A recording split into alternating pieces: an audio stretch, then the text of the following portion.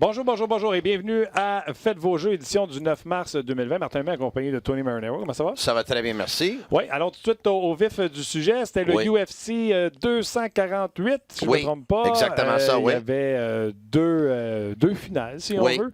Et on va commencer avec la première, Zhang contre Joanna. Oh, vas-y donc. Comment tu me prononces? Moi, j'ai la misère vraiment avec son nom de famille aussi, là.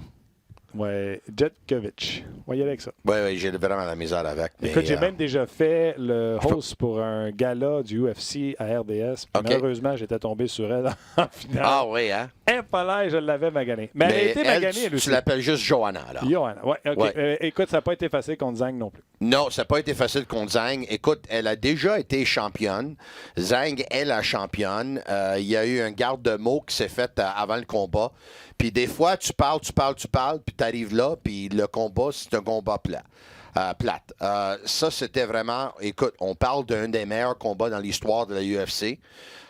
Zhang a vraiment donné tout un raclé à Joanna, qui, par contre, a résisté. Une victoire partagée. Une victoire partagée. Écoute, si tu vois, il y a des... Puis je sais que tu as vu ça déjà parce que ça circule depuis le fameux soir du combat, là, la fin du combat. D'ailleurs, à RDS, des photos on a fait un top 5 des combattants, que ce soit UFC ou boxe, les plus déformés, si tu veux, après un combat. Oui. Parce que c'est de l'inflammation qu'on parle. Là. Exactement ça. Puis écoute, tu as des photos avant le combat, puis tu as des photos après le combat. Elle a eu vraiment... Écoute, c'était tout déformé, c'est incroyable, comme son visage était comme croche d'un côté, mais c'est vraiment sur le front, là, que écoute, ça avait l'air là, vraiment d'être, tu sais... On dirait qu'elle a gaulé le combat de boxe. Hein? Exactement ça, on dirait qu'on a reçu très quelques rondelles au front, mais écoute, elle est passée le soir à l'hôpital. Non, elle est même sortie, elle n'a pas passé la soirée-là. Mais elle est sortie de bonne heure. Elle n'a pas couché là, exactement. Ouais. Dans son cas, il faut savoir qu'elle, comme tu l'as dit, avait été championne. Ouais. Après ça, elle a perdu quelques combats. Son environnement n'était pas super. Et au dernier combat, elle est revenue avec une victoire. Donc, on pensait qu'elle était revenue sur la sellette. Et je pense que ce combat-là va lui permettre de continuer d'avancer dans la hiérarchie du UFC. Qu'on va croire, tu sais, on nous a posé la question vendredi, qui de elle ou de Romero pourrait devenir champion du monde? Ouais. Mais je pense qu'elle a fait preuve que c'est une vraie, parce que Zhang bûche pour vrai. Oui. Écoute, c'est un vrai, mais l'autre combat, on parle du combat d'homme, là, le combat de... Écoute, ça, c'est un combat plate, là. Plate. Ouais, je sais pas si tu as vu sur... Il n'y avait pas de coup qui s'est donné, là, rien. Là. Je sais pas si tu as vu sur Twitter. Je l'ai retweeté, vous irez voir ça. OK. C'est Romero qui fait des feintes. Puis son adversaire fait des feintes. Ouais. Et il y a quelqu'un qui écrit en haut de ça, il dit « Ça, c'est quand toi et ton chum, vous essayez de jouer à Ultimate Fighter puis vous connaissez pas les controls. » OK. Tu essaies de savoir c'est quoi les boutons. C'est bon, ça. En tout cas, regarde, toi, tu penses qu'il y aura un deuxième match. Moi, je pense qu'il y en aura un. Là. Quand tu as une victoire partagée puis que ça donne un spectacle de la sorte, d'après moi, il y aura un autre match dans ce Puis puis ils vont être payés. Ils vont faire beaucoup d'argent, donc c'est sûr qu'ils vont accepter. OK. Es-tu surpris du match nul de l'Impact à Dallas? Est-ce qu'ils seront au bout du rouleau cette semaine contre l'Olympia? On sait que ça commence demain.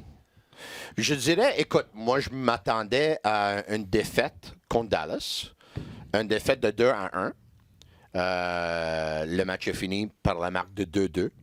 Mais donc, deuxième demi, 2-0. C'était si proche. Écoute, je suis pas surpris. Le match nul. Moi, j'aurais été surpris que si l'Impact aurait gagné ce match-là, parce qu'ils n'ont jamais connu la victoire à Dallas. T'as Boyan qui a dû déclarer forfait avant le match avec une petite blessure. Mais cette équipe-là de l'Impact, ils ont beaucoup de profondeur au niveau des joueurs offensifs. J'ai déjà dit au début de l'année que le gars qui aurait bénéficié le plus du changement d'entraîneur, ça aurait été Urruti, parce qu'Urruti, l'année passée, on lui a donné un rôle comme quoi qu'il jouait comme un autre milieu de terrain au lieu de jouer comme un attaquant. Il faisait beaucoup de courses, il dépassait beaucoup d'énergie, puis il n'y avait pas beaucoup d'énergie qui lui restait dans le dernier tiers. Écoute, on l'a mis maintenant sur la droite. Il sait c'est quoi qu'il doit faire. Il doit être un joueur offensif. Il doit créer de l'attaque. Il y a moins de responsabilités au niveau défensif. Donc, lui, il a marqué 2 buts. Puis, il a marqué le premier dès le moment qu'Ogonkwo est rentré dans le match. Malheureusement, c'était un match raté pour Anthony Jackson-Hamel qui a eu le début du match. Il a joué environ 55 ou 56 minutes. Puis, dès le moment qu'ils l'ont sorti, l'Impact était plus dangereux. Mais écoute, c'est toujours la même chose, c'est que l'Impact ont la misère depuis quelques années maintenant avec le ballon dans les airs. Le but qui a fait 2-1, le but de Andresek, l'attaquant tchèque de FC Dallas, c'était un cross dans les airs, un tête, il n'y avait personne à côté de lui. Et moi, qu'est-ce que je trouve? Écoute, dès le moment que Wanyama va se joindre à l'Impact, Wanyama, c'est un joueur qui est difficile de jouer contre. Puis quand l'Impact vont avoir les avances dans les matchs, tu dois mettre sur le terrain des joueurs qui sont difficiles de jouer contre. Sidic puis Shaw, j'aime bien, c'est des bons garçons, mais quand ils ont rentré, c'est pas des gars qui sont difficiles de jouer contre. C'est des gars que c'est pas mal facile de jouer contre eux autres parce que il n'y a pas beaucoup d'agressivité là, donc c'est pas les joueurs idéaux de mettre sur le terrain avec une avance de 2-0. Donc, ils se sont fait prendre. Est-ce que Wanyama va être de la formation demain? Ça, je ne le sais pas. Parce qu'il faudrait, je présume, là, si tu joues un deuxième match en 3 jours... Écoute, devrait, en 4 jours? Si la forme est là, si tout est là, mais l'Impact vont s'entraîner plus tard aujourd'hui en après-midi. Est-ce que tu y crois à l'Impact demain? Oui, absolument. Oui? Oui, j'y crois. J'y crois à cause de plusieurs raisons. Puis j'ai toujours cru qu'ils peuvent aller un beau bout de chemin dans la Ligue des champions parce que le Honduras a quelques joueurs blessés. Parce que le Honduras a quelques joueurs qui ne peuvent pas venir à Montréal à cause de problèmes de visa. Parce que le Honduras n'ont jamais joué sur un synthétique comme le Stade olympique. Et parce que ces équipes-là de l'Honduras, évidemment, ils ont un gros avantage quand ils jouent à la maison. Mais quand ils jouent à l'extérieur de leur stade, c'est pas la même chose. Donc, pour ces raisons-là, moi, je pense que l'Impact va gagner demain contre l'Olympia. OK, je vais y aller avec toi. L'Impact, le soccer n'est pas visiblement ma spécialité, mais j'aimerais juste dire une chose. Oui. La question qui nous a été posée vendredi, c'est est-ce que l'Impact va gagner? Oui. Moi, j'avais dit non, parce que Dallas a perdu un seul match l'an passé à Dallas. Oui. Fait que j'ai la possibilité qu'ils perdent et qu'il y ait un match nul. OK. Là, le boss a marqué comme quoi que j'avais prédit une défaite. Alors, OK. j'étais un peu déçu. Oui. Écoute, moi, j'avais pensé qu'ils allaient perdre 2-1. Mais là aussi, la question qui nous a été posée, c'était... La question qu'on s'est posée, est-ce que la série de victoires... Écoute, moi, j'avais laissé la porte ouverte pour un nul aussi. Mais pour être honnête avec toi, moi, je pensais qu'ils allaient perdre le match par la marque de 2-1. On va quand même regarder... Écoute, si jamais il y a un pénalité qui est donné à Dallas, là... Ouais. Dallas aurait pu gagner ce match-là aussi. Là. Écoute, puis Dallas avait plus de tirs que l'Impact, plus de chances de marquer que l'Impact. Donc, je pense que la victoire de Dallas aurait pu y aller aussi, mais en fin de compte, en voyant que l'Impact avait une avance de 2-0, je pense que le nul, c'est un résultat qui a de l'allure. Est-ce que l'Impact continuera sur sa lancée et remportera un deuxième match? J'ai répondu non. Moi, j'ai répondu non aussi. Et j'ai expliqué que ça pouvait terminer en nul. OK, mais... Écoute, alors, Jasmin... Ouais. Moi, j'avais pensé que l'Impact allait perdre, mais moi aussi, je pensais pas qu'ils allaient gagner. C'est ça. OK. Prochaine question, c'est au sujet des Flyers de Philadelphie. Oui. Tu sais qu'ils sont littéralement en feu, sont à 9 victoires de suite. Commencez-vous à croire que les Flyers pourraient terminer premiers de la métropolitaine? Parce que la dernière fois qu'ils nous ont posé la question, on a dit Pittsburgh. Oui. Écoute, on peut oublier Pittsburgh de la façon dont ils jouent dernièrement. Je ne sais pas ce qui se passe avec cette équipe-là. Je pensais que dès le moment que Crosby aurait été de retour et que l'équipe a été allée chercher quelques joueurs au niveau des transactions, que cette équipe-là aurait été meilleure. On dirait que, écoute, ça prend du temps des fois pour que la chimie s'installe, puis c'est ça qui est en train d'arriver. Écoute, moi, je suis agréablement surpris des Flyers de Philadelphie. Là. Je pensais qu'ils avaient une chance de participer aux séries, mais même là, je ne suis pas sûr que je les voyais pas. Je les voyais pas là. Je les voyais proches. Batailler pour la première place de la métropolitaine, moi, je suis en état de choc, là. Oui, c'est une surprise, puis oui, on commence à y croire. OK, on termine ça, puis Tony. Écoute, Couturier, d'accord.